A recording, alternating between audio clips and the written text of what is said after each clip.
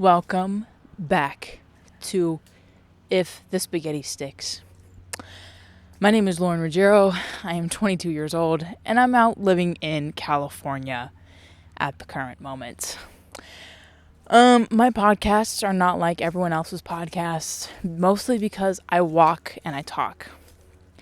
And this is because I have ADHD. And I went to the doctors and she said, yeah, you have ADHD, you tested for it. And I was like, well, there's a shortage in medicine, so I'm pretty sure I'm not going to get that. And she goes, yes. And I go, okay. And she goes, well, there's other options. And I'm like, no, it's fine. I'll live with it. So when I have these podcasts, I tend to walk and talk because it's just more beneficial to me. It helps me stay on the right track. I just like it better. So there's also deer. I don't know if you can see that, but they're there. They're chilling. It's the family of deer. We love that family of deer. Anyways, so I wanted to talk about problems because I learned a lot recently about problems and having them and also trying to get rid of them. Like, I have this stipulation in my mind that, like, all problems are solvable and all problems need to be solved in order to be happy. And the more that I say that, and the more that I think about this, it doesn't work. One problem solution ends up becoming another problem. And then that problem becomes another problem, and so on and so forth. Problem number one of today is that they're mowing the grass where I usually walk. And I was inspired to make a walking podcast. And I was like, dang it. So now I'm on a trail. It's called Wild Things. And we're just kind of rolling with it. You could probably hear it in the background. I bet everyone loves this podcast. Hear the mowing ASMR. Anyway, it's a beautiful day. It feels like 70. It's probably like 69, 68-ish in California, where I am. And so, of course, the problem and the solution to my problem is to just do it anyway, which is what I'm doing. So I have a solution. Now that solution leads to another problem, which is the audio is just going to be terrible because you're going to hear the mower in the background. So I'm learning that each problem that I solve is just leading me to another one. And here's the thing.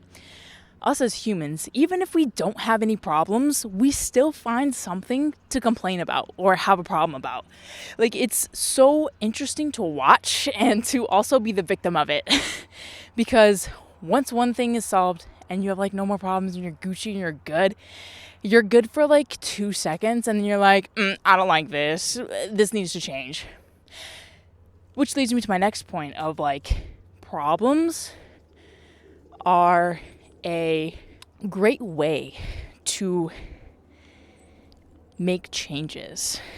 It's a great way to adapt new things into your life. Because obviously, if you have a problem, you got to fix it, you got to change it of some sort, and it leads to problem solving, which leads to change in your life. And of course, us as humans, we're all about change. We're all about, new things improving, always, the whole productivity stuff on YouTube and podcasts. Productivity, do more, do better, do faster, do it all that you can, take on the whole world. Productivity, you can do it. And then, it gets this idea in your head that you could do it all. You could do it every day, no breaks. You could do it without, having a relationship. You can do it traveling, you can do it not traveling, you can do it stationary, you could do it in a small town, you could do it in a city. They make you believe that you can conquer the world anywhere you're at. And it's so not it. See, because what I'm finding is in my 20s, the worst decade ever, because it's all about experimenting and trying to find anything to kind of grasp yourself from your feet lifting off the ground and going into outer space. But I'm just thinking to myself, like, problems and problem solving equals happiness, right? But the problem is that we're still going to have problems. So happiness, therefore, is never attainable because we're always going to have problems. And the question is that what are we going to have problems about, right? So, for an example, we could have a problem that really sucks, right? And you change it, you fix it, you move, get out of the space that you're in into a new environment. Great, that problem is solved.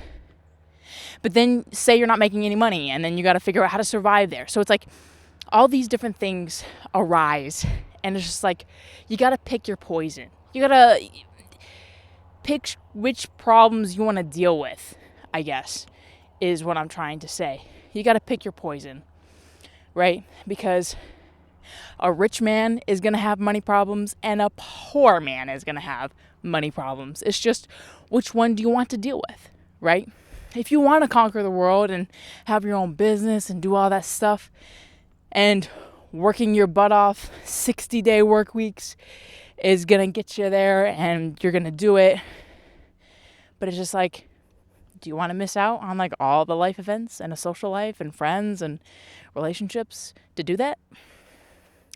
So, it's kind of all about balance, I guess. And I hear a lot of people say that. And I think I've been trying to find a lot of that balance. But it's so hard to find balance. Because, especially for me, I wanted to be in the film industry and I want the red carpets and working on sets and everything like that. And I mean, like I said, like 12-hour days. You get home, you're tired, you go to sleep, and you repeat, right? So it's like, do I really want that life? And if I don't really want it, I'm not going to go for it, So struggling to find that balance, struggling to find out what problems I want to deal with versus what problems I don't want to deal with.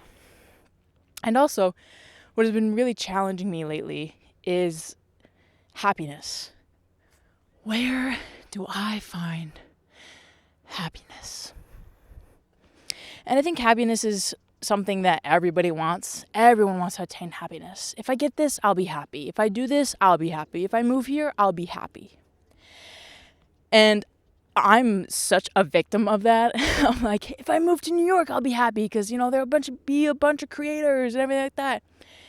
And I'm like, okay, say I go to New York. I'll be happy, okay? But once I meet all these creators, they're going to be creating. Am I going to get jealous of what they're creating? Is it going to be competition to me? That's a new problem, right? So it's just all about finding out what you want to deal with in life. What do you want to do where you can be relatively happy, right? Even though happiness isn't really attainable if you're searching for it all the time, which is something that I did learn over these past couple of months.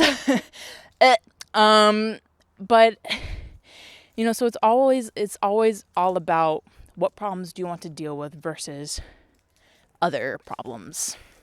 So for me, I have a issue of I don't like living here in the space that I'm living at. And if I did move, I couldn't afford it. So again, there's problems everywhere you go. There's problems if you think that the solution is going to fix your current problem. There's problems past that.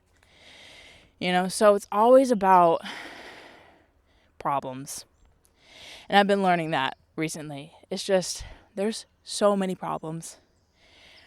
And I think that we search for the problems because we like to solve them. Like, that's what I'm thinking. Like, if we are always looking for problems, that means it's like there's something in our brain that loves to obtain that satisfaction of solving it. Right? Like, for example, if I break something, right? and I fix it with like some plywood or like some plastic parts or tape or whatever, and I fix it and it works, I'm ecstatic, right? I'm over the moon because I did that. I fixed it. Like, it works now. I'm happy. And then, of course, like any human being, the happiness dies off, the dopamine goes down, and you're on to a new problem. But we chase that high of fixing things, that high of solutions, right? So, I don't know.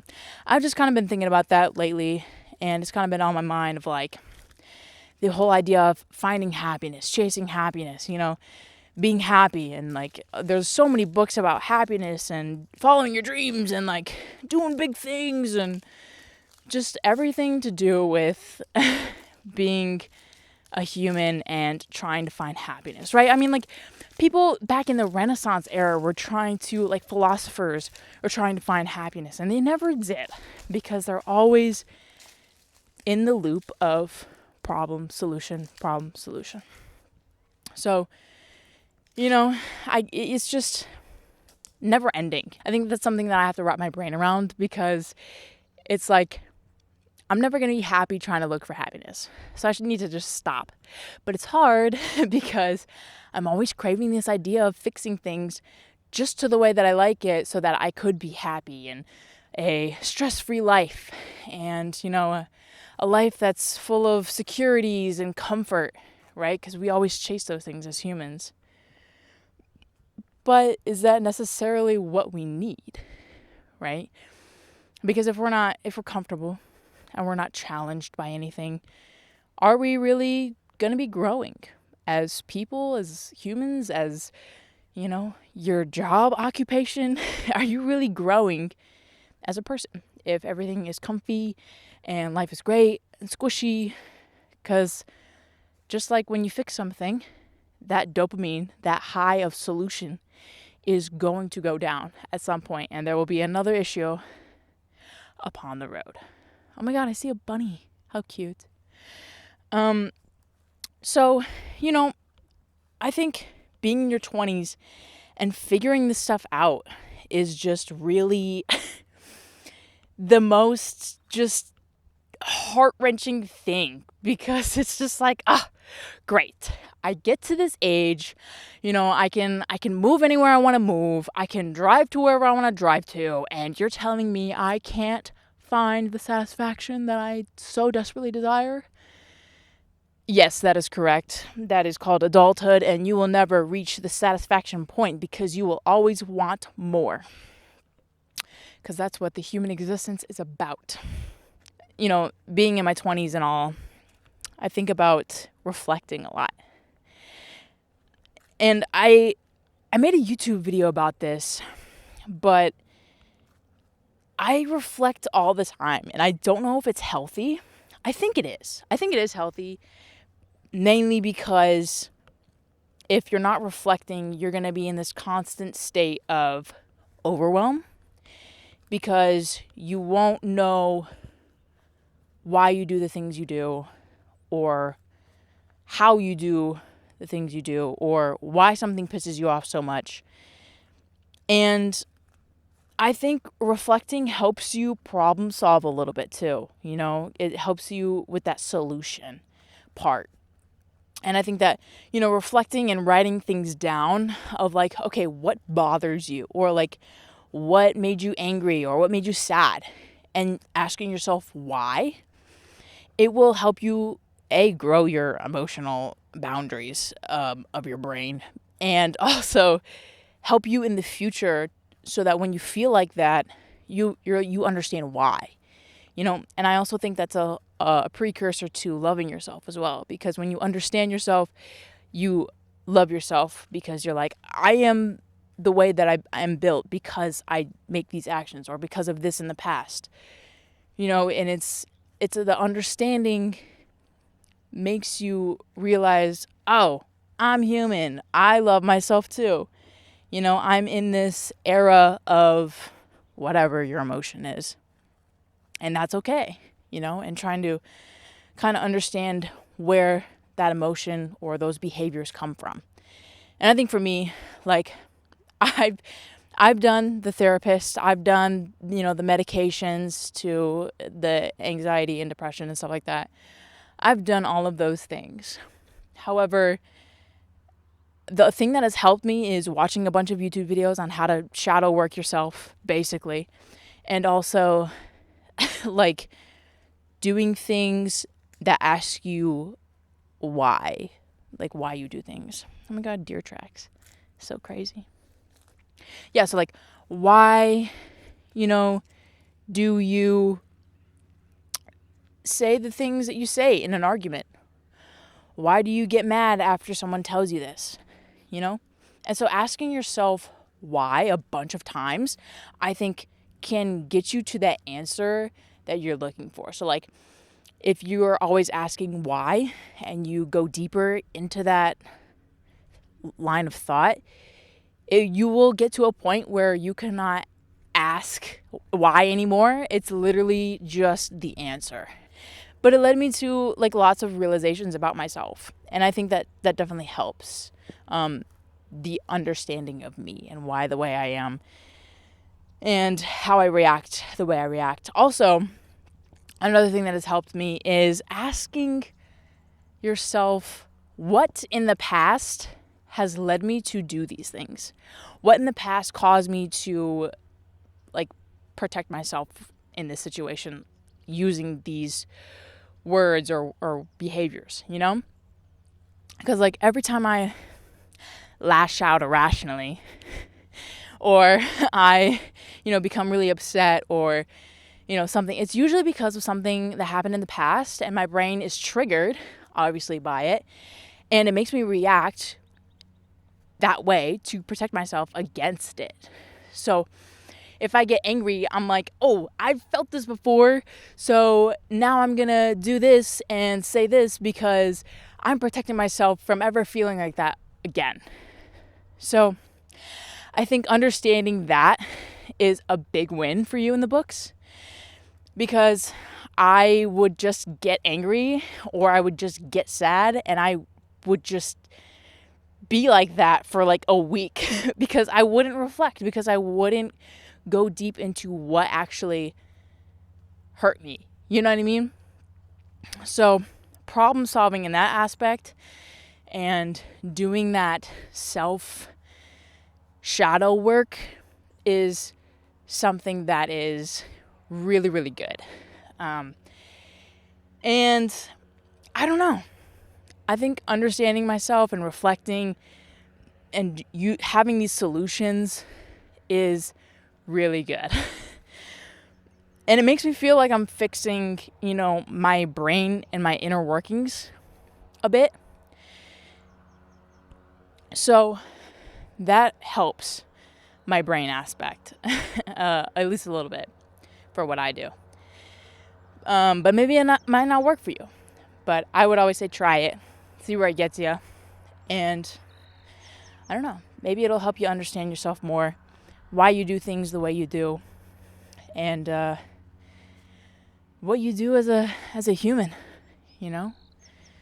So this idea of problems and problem solving and solutions and happiness, and it's all intertwined.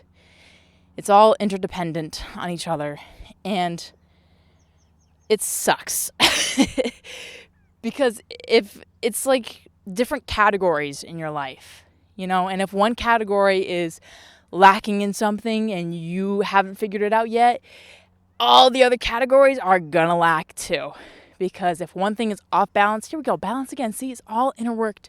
It's all connected. Everything's gonna be off balance if you don't have, your stuff kind of somewhat figured out. It's just not gonna make sense. Life isn't gonna make sense. The whole purpose thing of why you're here on earth is not gonna make sense. But if you do these small things, I think it will definitely help, especially if you're in your 20s. I'm saying this because, people in your 20s, man, life be tough. Life be tough. I mean, that's something else that I want to talk to you guys about, is that when you tell somebody or a whole group of people how you feel, that's a game changer. And it's really hard opening up about how you feel, even if it's to yourself. It's really hard, like saying, I feel this way and it hurts. Or I feel this way and I feel good, Or because I did this, I'm excited. Admitting that to yourself and others is really challenging. And I think I've only started to do that like a little bit throughout these past few months that I've had this like huge, massive learning curve. Because when you move somewhere different, it's a huge learning curve in every aspect. Mentally, physically, spatially, environment wise, it's just all new and changing, and you learn a lot from it.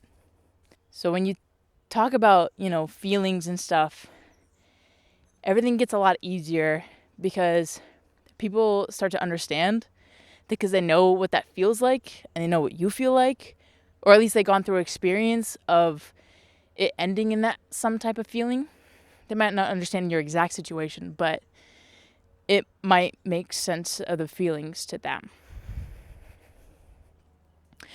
And I think that it makes it easier for other people to understand you and to get a feel of how you work, So opening up and telling people how you feel is crucial, I think, in a work environment, in a relationship, definitely in a relationship, and also to yourself. And I know literally the entire society is like, oh, like, you got to keep it to yourself. You got to keep everything in. You got to keep your thoughts and feelings and stuff to yourself, and, and your opinions. Although some people let their opinions fly. Maybe they should keep some of them in. But still, regardless, it's just like a lot of society is built around these constructs of keeping everything in, all the feelings and everything, because you don't want to be overreactive. Or, I mean, even like for us as women, right? Like we're told like our feelings are too strong, or we feel things too deeply, or it affects our work because we act off of emotion. And sometimes that may be true, but also sometimes it isn't. And I feel like society doesn't give us that benefit of a doubt of like, it actually might be a benefit to sometimes react emotionally. And because society has like stifled our feelings basically, and like just now people are starting to talk about mental health and all this stuff. We have all these mental health issues because we've been shoving things in for like 50 years plus, So it's crucial to talk about your feelings, and it's crucial, and it's not weak. I used to think, man, if I opened up to people or if I talked about this on my YouTube, like, man, I would be freaking so weak compared to everybody else. But it's not weak at all. In fact, it is, putting yourself out there to, either be rejected or either be accepted. And I think that either way, it doesn't matter. Either way, it shouldn't matter, right? Because we put people too far forefront in our brain, right? We put them high above this quota of ourselves, right? So we already beat ourselves up for even having these emotions in the first place, because we're like, I feel sad because so-and-so said this to me and it hurts, but I shouldn't feel like that. I should just sweat it off and keep on going. As accurate as, sometimes that needs to happen to do a job or get a job done, that's fine. But being out in California, I've definitely learned how valid feelings are and how much jobs like react to feelings. Out here, at least. It's all about feelings and vibes, dude. Cali is all about the vibes and the feelings. And And I've learned definitely a lot versus like the East Coast where it's like, bro, suck it up and hit it back, get going. You shouldn't care. I think both ways are right, you know, where you should have a balance. Here we go again with the balance. A balance of telling somebody how you feel and then also pulling your britches up and get going. You know what I mean? There's a fine line between being too feelings oriented and being too like shovey oriented, where it's like, you know, you gotta find that balance, which is also something that I'm trying to do. You know, I'm trying to find that balance of when do I share my feelings and who do I do it to? Because I'm still always on defense because people have hurt me in the past. Here we go with the past stuff. So I'm always like, oh, should I even say anything to them? So I'm always trying to figure that out. And usually I always just say, just do it anyways. Do it scared, right? And there's also this aspect of it to be like, I'm going to share what I think and feel, and I don't give two craps about it. Because I'll tell you what, I've learned that this world gives you so much to give a crap about. Like, oh, this celebrity is doing this, care about that. Oh, the forests are on fire, care about that. Oh, social media, yeah, Twitter's changing, care about that. So it's just like, society gives us so much to care about. We're constantly in this state of overwhelm. All the time, every single day, we're always over exhausted from all of the stuff we have to care about. And some things are very valid to care about, right? My family, I care about them a lot, right? I care about, my relationship and how that's doing. I care about money. There's lots of things to validly care about, but there's also things that like you just don't need to waste your energy caring about, right? Somebody cut you off. Don't care about it. It is what it is. It happens. Move on. Right? You feel hurt because somebody rear-ended you. Yeah, you got to care about like the financial part, but all the other stuff, there's no point in getting angry at the other person. There's no point in crying and breaking down. It's just, you gotta stop caring at some point, right? Who cares if somebody's talking crap about you in the office? Who cares if, so-and-so said this and said someone's cheating on so-and-so? Who cares? Like, I've just genuinely stopped caring so much about little things because life already throws everything to care about at you, so you're always just caring about every little thing. And I think that's why we get so angry and so worked up all the time, is because we just care about way too much stuff, right? We're always in this constant state of overwhelm. I don't know about you, but I'm just tired of it. I'm getting even more tired of it by the day. In this constant state of caring, right? Which is a problem, which diminishes your quote-unquote happiness. But this is what happens when I walk. I think about all these things, all these life-altering questions and everything else. It's just what happens. I'll tell you what, though. I think walking is really good for the brain. I think there's lots of research, too, on it. I'm pretty sure about how walking is, like, life-altering and changing, right? It's good exercise for you, and it's better than running because it's less harsh on your joints. And it also creates, brain flow. And, your creative juices start flowing because you have more blood and oxygen and stuff. And then also if you do it in nature, it's better because you see green and blue colors and it's calming colors. And then, you get active and motivated, And that's when you start listening to all the podcasts. I recommend you go do that right here, right now. If you're listening to this, get up and go for a walk. Tell me what you find.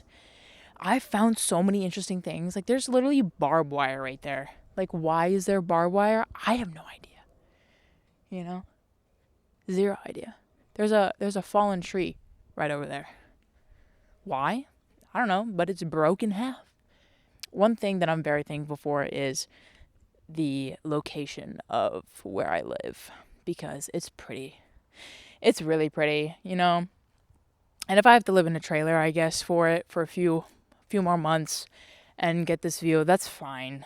I'll do it. May not be sustainable, but for now, it will do. And I'm okay with that. Some things it's just, you have to accept, you know.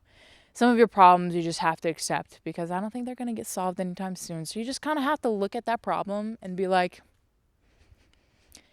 it's okay. It's fine. I guess I'll live with you. Some things are just like that.